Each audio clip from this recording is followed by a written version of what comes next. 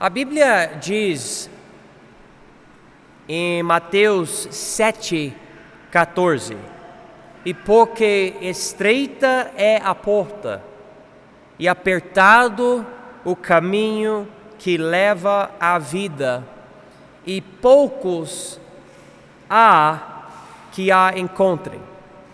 E nós podemos marcar nas nossas Bíblias a palavra poucos. Poucos. Em outras palavras, a maioria não vai para o céu.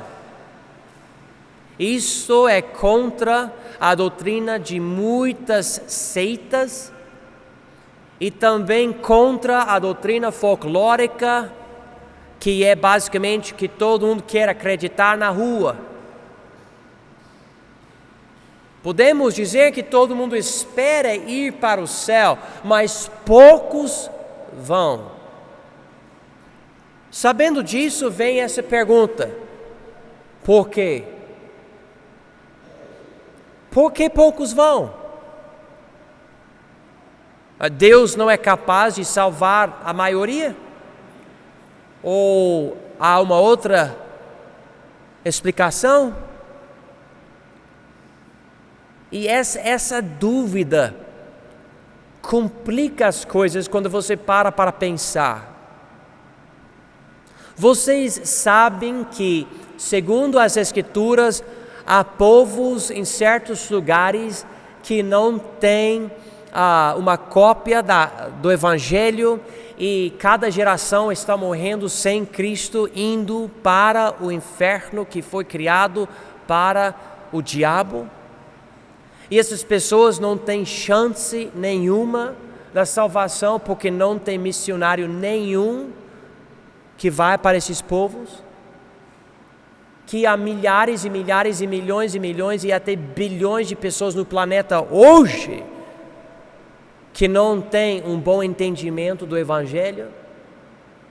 E se não acontecer um avivamento imenso e global, a maioria nunca nem vai entender o Evangelho.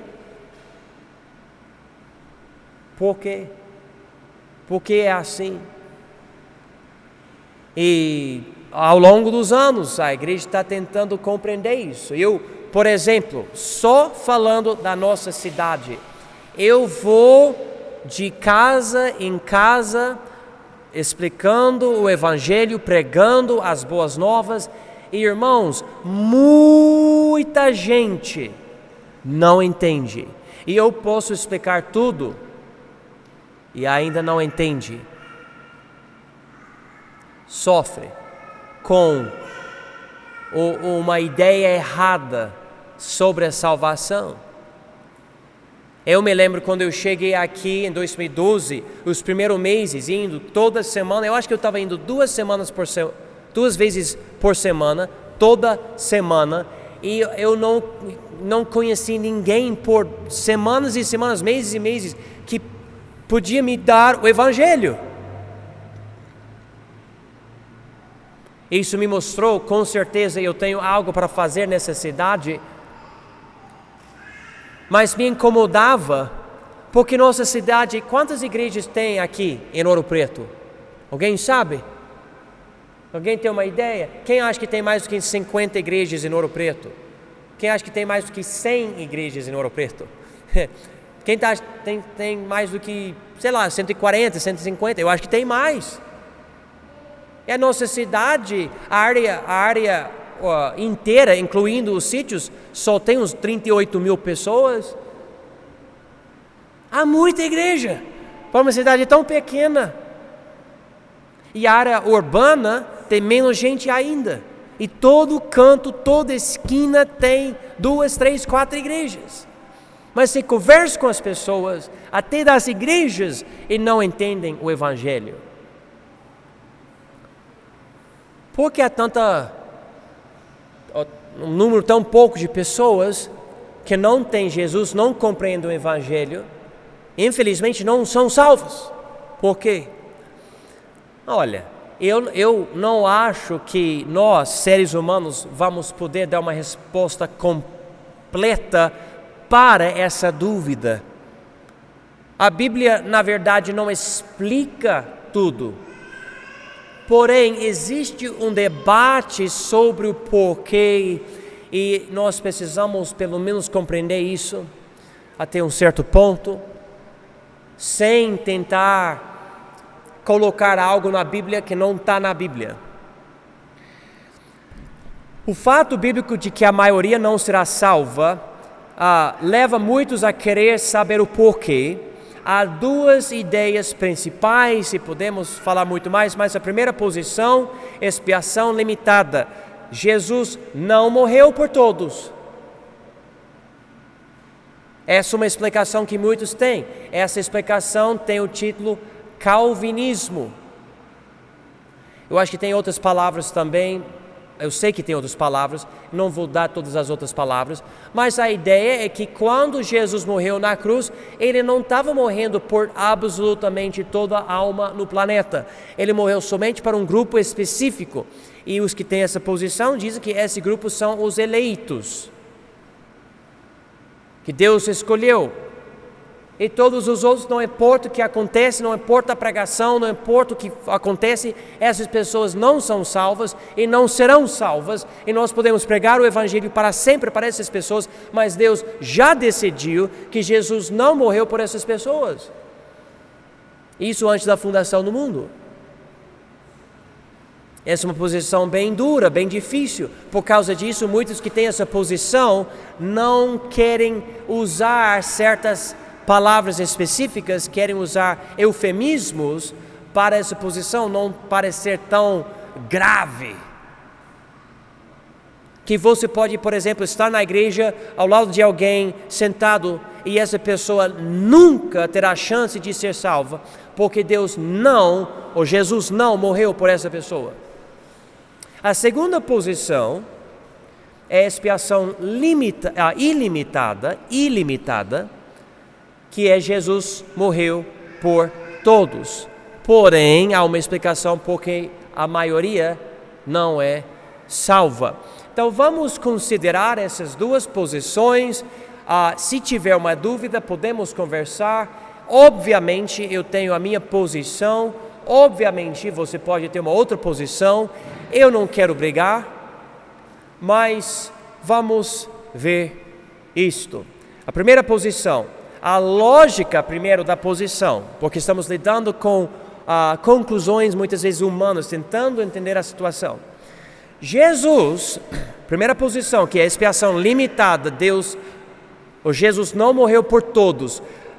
A lógica dessa posição, Jesus consegue salvar todos por quem ele morreu, portanto, sabendo que nem todos serão salvos, obviamente, ele morreu somente por um grupo particular. Então, ele chega a essa conclusão. Então, Jesus, obviamente, não morreu por todos, ou seja, se ele morresse por todos, todos seriam salvos.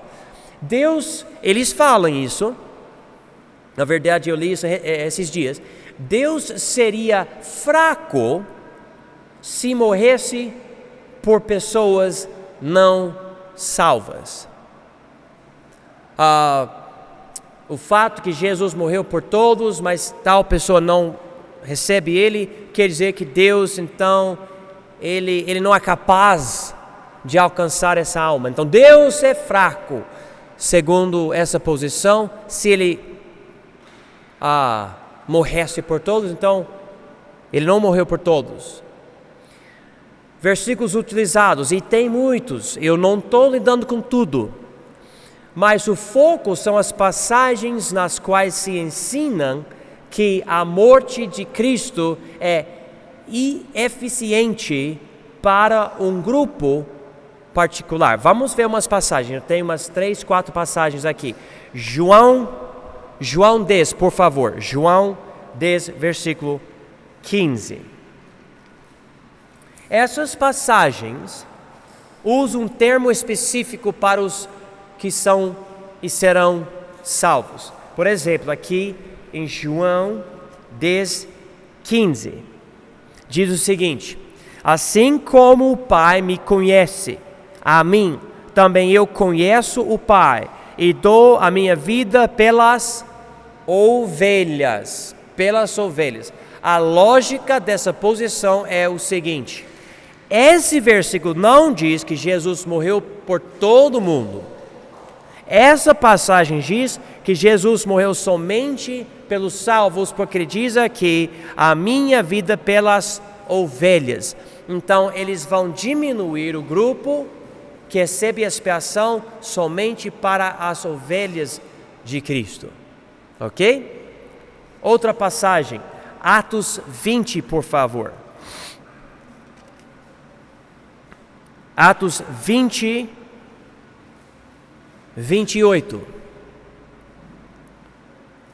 Diz aqui: olhai, pois, por vós e por todo o rebanho, sobre que o Espírito Santo vos constituiu bispos, para apacentardes a igreja de Deus, que ele resgatou com seu próprio sangue. Aqui, Jesus resgatou com seu próprio sangue, segundo os que têm essa posição, somente pela igreja. Ele morreu somente pela igreja, não pelo mundo. Não fala mundo aqui, não fala todo mundo, fala igreja.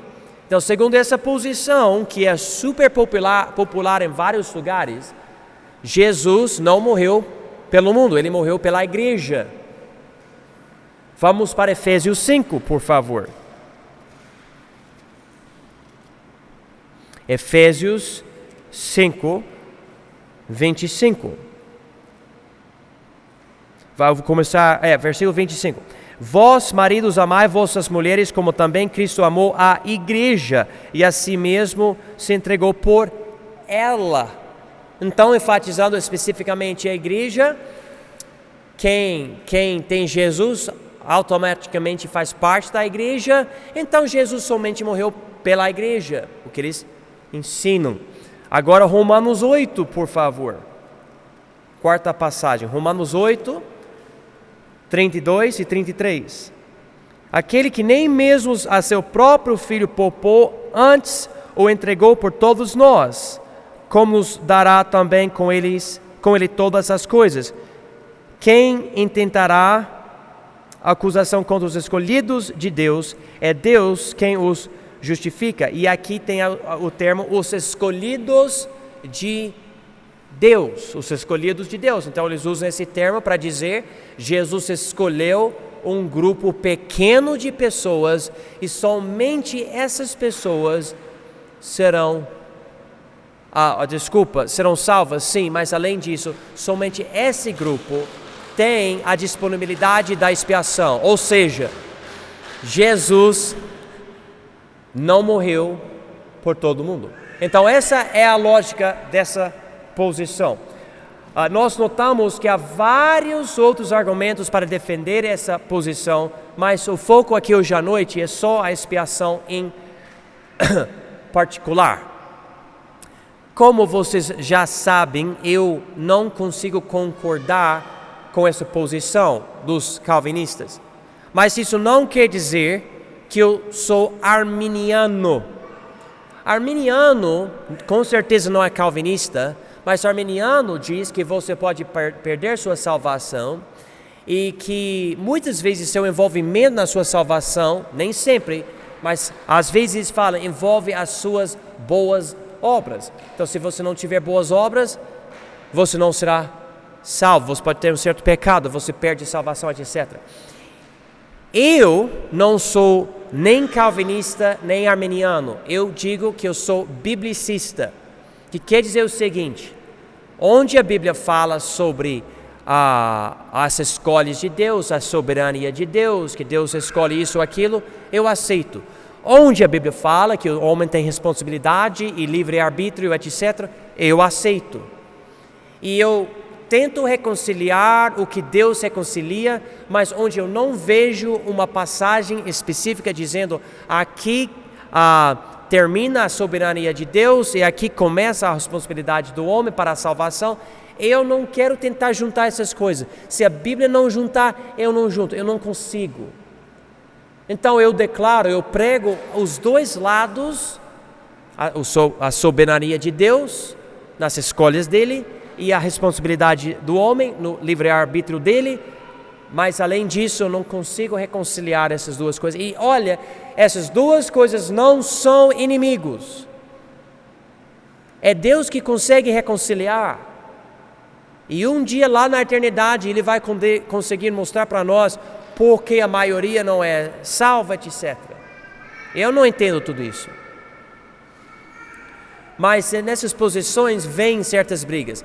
Essa segunda opção, e é mais a minha posição, é expiação ilimitada. Que Jesus morreu por todo mundo. Então vamos ver a lógica. Jesus consegue salvar todos por quem Ele morreu.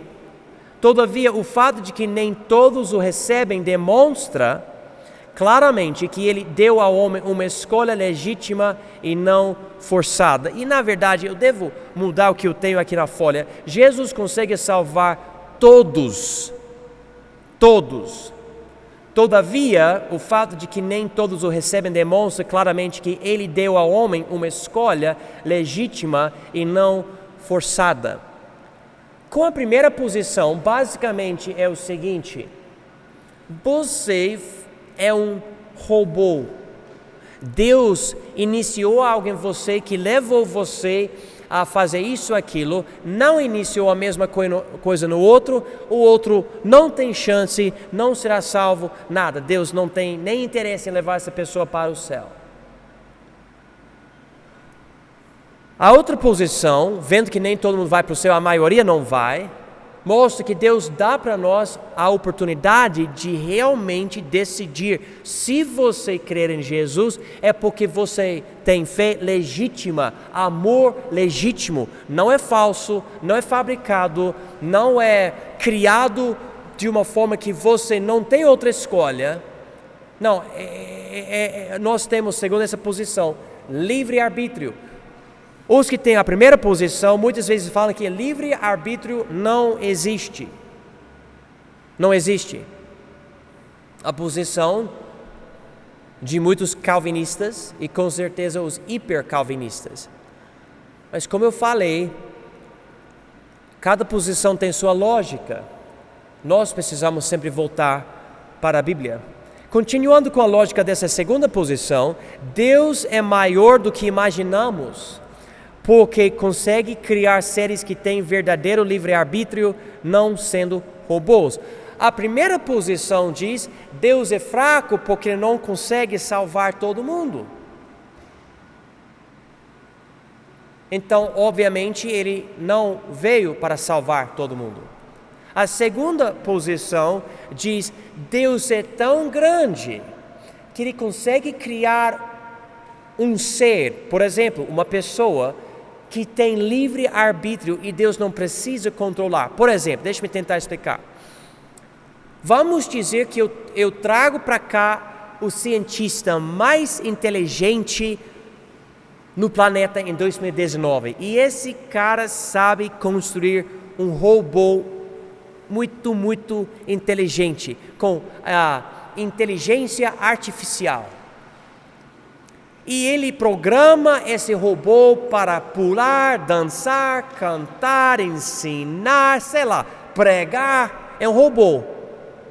E você pode gostar e tudo, mas se esse robô falar para você, eu te amo, você vai pensar: não, você não me ama, você foi programado pelo programador, por esse cientista, mas você não tem consciência do que você está fazendo. Você é um robô.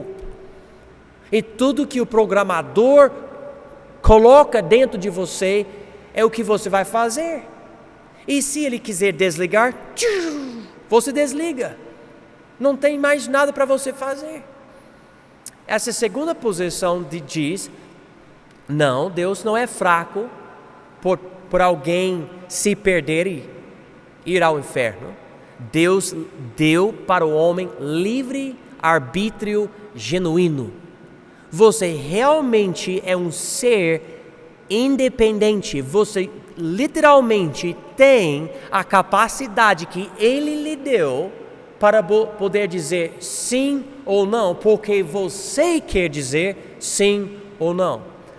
Além disso, eu não posso explicar mais nada, porque eu não sei como Jesus fez isso quando ele criou o ser humano. Eu não consigo explicar isso. Mas como é que Deus, que sabe de tudo, criou uma pessoa, sabendo que a pessoa ia fazer, como é que ele fez isso e aí ainda deu livre-arbítrio para ele? Eu falo para vocês, eu não sou Deus, eu não tenho a mínima ideia. Se eu pudesse explicar isso para vocês, eu seria Deus, mas eu não sou, então não consigo explicar isso. Porque eu posso pregar a mesma mensagem para duas pessoas e uma pessoa aceita e tem vida transformada e outra pessoa não aceita, endurece o coração e rejeitando tudo e vai de volta para o pecado. Eu não sei. Marlene, a senhora tem uma resposta? Meio difícil, né? Explicar tudo isso. Ademar, tem explicação? Eu acho que não, né? É complicado. Mas eu acredito que Deus é capaz de criar isso, criar um ser consciente, com livre-arbítrio, podendo escolher coisas, e Deus não precisa controlar tudo. A pessoa, e por causa disso, Ele tem ira, tristeza, alegria pelas nossas escolhas, porque Ele literalmente nos deu essa capacidade, essa consciência. Que nem, por exemplo, formigas têm. Quem acha que formiga sabe que é formiga? Eu acho que a formiga não sabe que é formiga. E cachorro não sabe que é cachorro. Mas você sabe que você é um ser humano. Você sabe. E você pensa. Você tem seu raciocínio. Você considera as coisas. Porque Deus lhe deu essa capacidade. E é tão real. Você pode até escolher tomar do fruto proibido da árvore do conhecimento do bem e do mal. E Adão fez isso. Contra a vontade de Deus, sim. Eva nem era pecadora. No momento que ela fez isso, não era pecadora. Mas ela escolheu fazer isso. Porque ela tinha essa oportunidade, essa capacidade dentro dela. Então, há vários versículos enfatizados e utilizados. O foco são as passagens nas quais se ensina que a morte de Jesus é suficiente para todos, mas eficiente somente para os que creem. Agora, vocês notaram, na primeira posição, eles usaram palavras como escolhidos, ovelhas e igreja para dizer Jesus morreu por um grupo específico, que a Bíblia usa a palavra os eleitos, e nós vamos lidar com isso, mas existe uma passagem aqui ou ali que diz que Deus morreu, ou Jesus morreu por todos. Existe isso? Vamos ver algumas passagens. Vamos para João 1, por favor.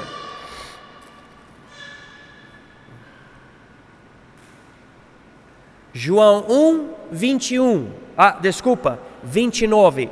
No dia seguinte, João viu a Jesus que vinha para ele e disse: Eis o Cordeiro de Deus que tira o pecado do mundo. Peraí. Mundo? Eu pessoalmente não acho que o mundo é a igreja.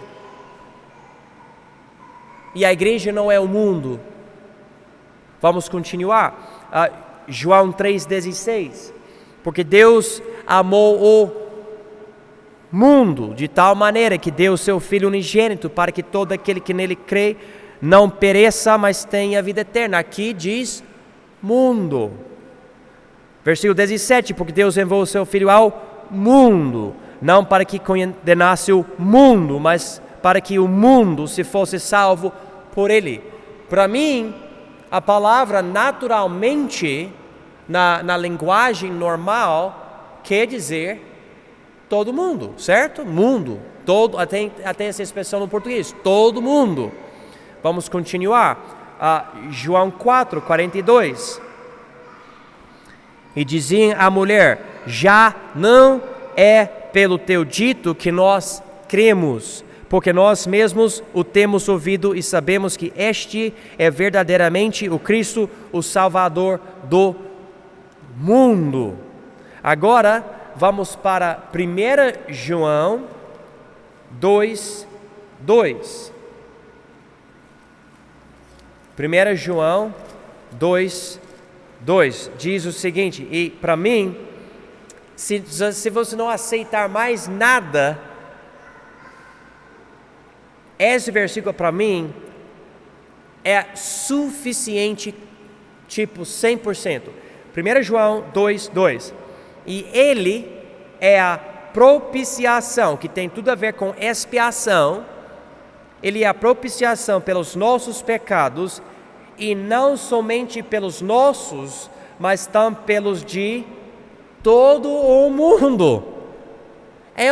Eu acho difícil interpretar isso de outra forma, mas há muita pessoa que interpreta de outra forma.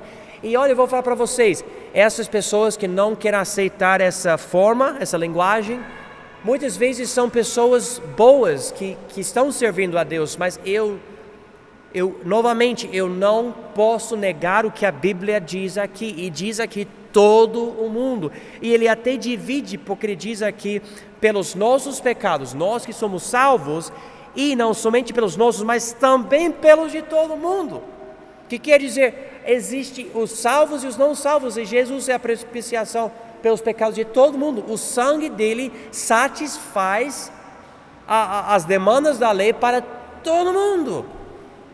E, consequentemente, todo mundo tem a oportunidade, a possibilidade de receber Jesus. Se não receber, essa expiação não vai servir para essa pessoa. Vamos continuar, capítulo 4, versículo 14.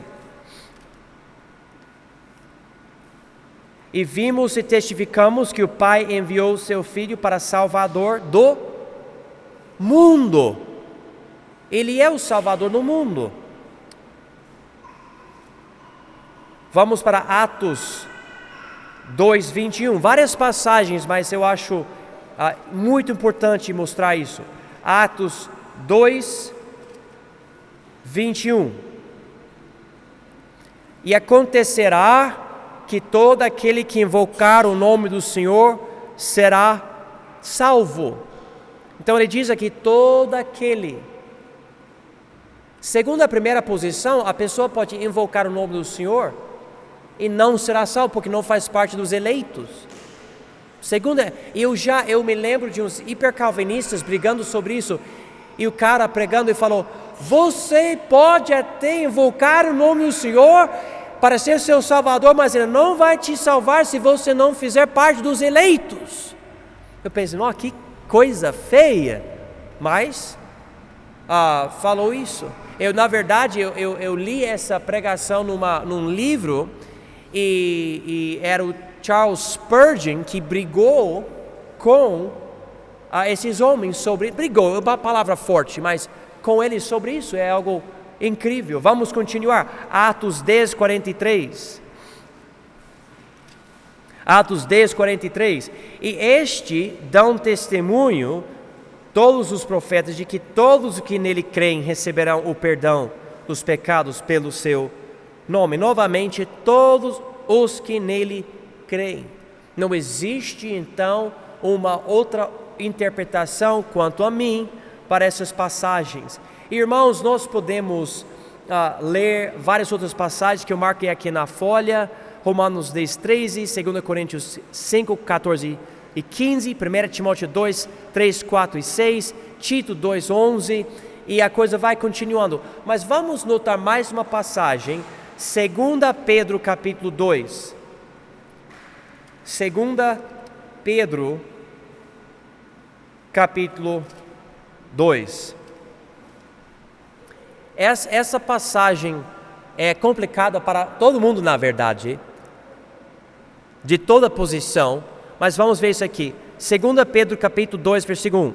E também houve entre o povo falsos profetas, como entre vós haverá também falsos doutores, que introduzirão encobertamente heresias de perdição, e negarão o Senhor que os resgatou, trazendo sobre si mesmos repentina perdição. Então, a própria expiação inclui os elementos, 7 elementos que eu mencionei, um dos elementos sendo a redenção, esse resgate aqui.